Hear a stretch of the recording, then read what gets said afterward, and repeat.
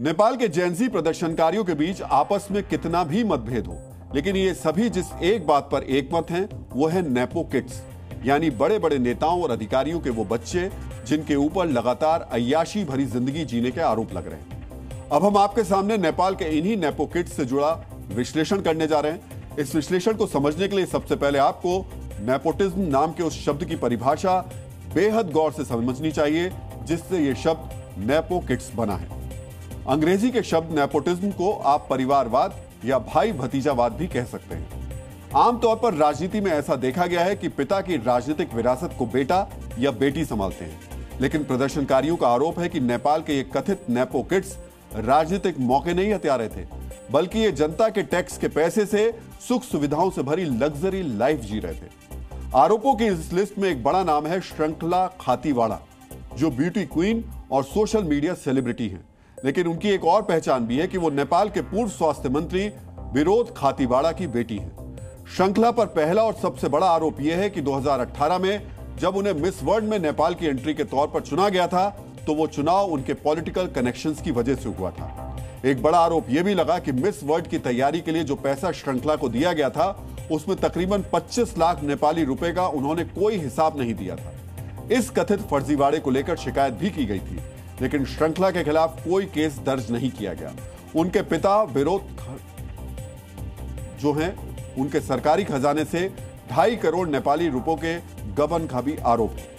प्रदर्शनकारियों का दावा है कि अपने पिता के राजनीतिक प्रभाव की वजह से श्रृंखला पर कभी कोई कार्रवाई नहीं हो पाई, लेकिन जब प्रदर्शन के दौरान श्रृंखला को नेपाल का नेपो किड कहा गया, तो एक ही दिन के अंदर इंस्टाग्राम पर 1 लाख फॉलोअर्स ने श्रृंखला का साथ छोड़ दिया। इन नेपो किड्स की फहरिस्त में दूसरा नाम है नेपाल के पूर्व पीएम शेर बहादुर देउबा की बहू शिवना श्रेष्ठा का।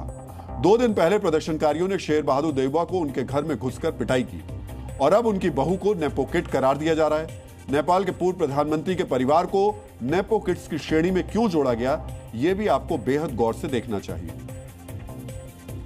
प्रदर्शनों से पहले नेपाल की कुछ मीडिया रिपोर्ट्स में दावा किया गया था कि शिवना और उनके पति जयवीर देबुआ ने एक पॉश इलाके में 10 एकड़ जमीन खरीदी थी। दावों के मुताबिक इस डील के लिए जो पैसा इस्तेमाल किया गया था, उसकी पूरी जानकारी जयवीर देबुआ ने छुपाई थी।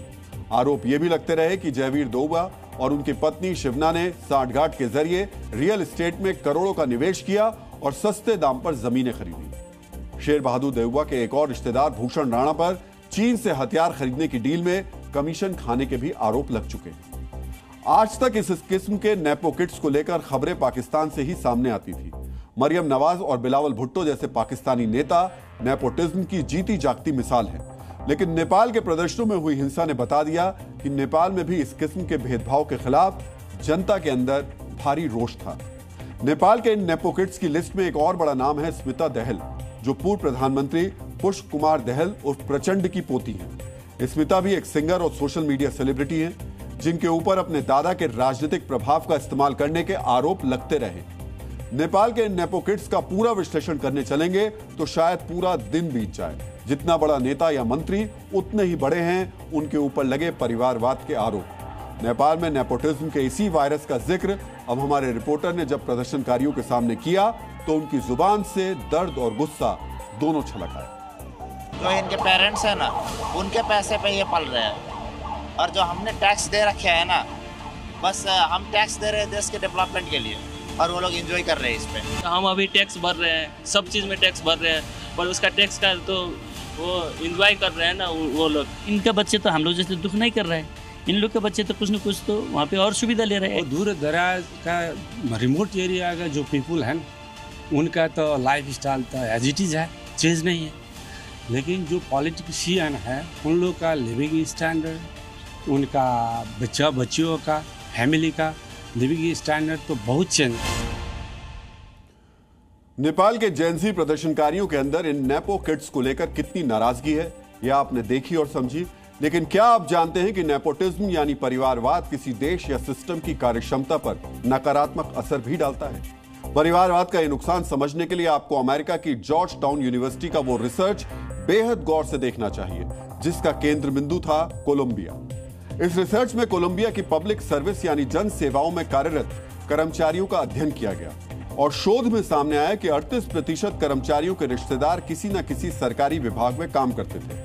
18% ऐसे जनसेवा कर्मचारी थे जिनके विभाग के हेड उन्हीं के परिवार से थे और 11% ऐसे कर्मचारी थे जिनके रिश्तेदार एक ही विभाग में काम करते थे। इसी परिवारवाद की वजह से जब प्रमोशन किया जाता था या तनख्वाह बढ़ाई जाती थी तो 50% से ज्यादा कर्मचारियों को उनकी मेरिट के आधार से ज्यादा मिलता था और जिन कर्मचारियों के रिश्तेदार हेड या फिर विभाग में नहीं थे उन्हें प्रमोशन में कम हिस्सेदारी मिलती थी, जिससे कर्मचारियों की कार्यक्षमता में 10 से लेकर 13% तक की गिरावट दर्ज की गई थी। यही नेपाल में भी हुआ।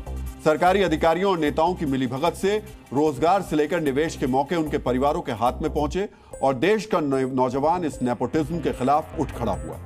इन प्रदर्शन की एक तस्वीर आज आपको जरूर याद होगी जब काठमांडू के मशहूर हिल्टन होटल को प्रदर्शनकारियों ने जला दिया था। जेनजी प्रदर्शनकारियों का आरोप था कि हिल्टन होटल में भ्रष्ट अधिकारियों और नेताओं का पैसा लगा था और हिल्टन को जलाकर उन्होंने भ्रष्टाचार के प्रतीक को राख कर दिया। परिभाषा में नेपोटिज्म सिर्फ परिवारवाद लगता है, लेकिन यह भ्रष्टाचार की भी एक बड़ी वजह बन सकता है। हम ऐसा क्यों कह रहे हैं, ये समझने के लिए आपको इंडोनेशिया में की गई एक स्टडी बेहद गौर से देखनी चाहिए। यह स्टडी 2023 और 2024 में सामने आई भ्रष्टाचार के मामलों पर की गई थी। अध्ययन में पाया गया कि एक वर्ष के अंदर इंडोनेशिया में भ्रष्टाचार के ऐसे 791 मामले सामने आए जहां परिवारवाद की वजह से ठेके दिए गए और ठेकों में भ्रष्टाचार किया गया था। इन मामलों में कुल 1695 आरोपी पकड़े गए और आरोपियों का रिश्ता इंडोनेशिया के 171 राजनीतिक परिवारों से था और सभी मामलों को जोड़कर कुल 536 करोड़ रुपए का घोटाला किया गया था। नेपाल में हुए प्रदर्शनों में अब तक सिर्फ नेपो किड्स की लग्जरी भरी लाइफ और इक्का दुक्का भ्रष्टाचार के मामले ही सामने आए, लेकिन हो सकता है अगर आने वाले वक्त में नेपाल के इस कथित नेपोटिज्म की गहराई से जांच की जाए तो बड़े भ्रष्टाचार के मामले भी सामने आ सकते हैं। नेपाल के जेनजी प्रदर्शनकारियों के अंदर परिवारवाद और भ्रष्टाचार के खिलाफ लंबे वक्त से गुस्सा था, लेकिन आंदोलन को सुलगाया एक ऐसी तस्वीर ने जिससे राजनीतिक घमंड की बू आ रही थी। यही तस्वीर अब हम आपको दिखाने जा रहे हैं। यह सीसीटीवी वीडियो 6 सितंबर का है।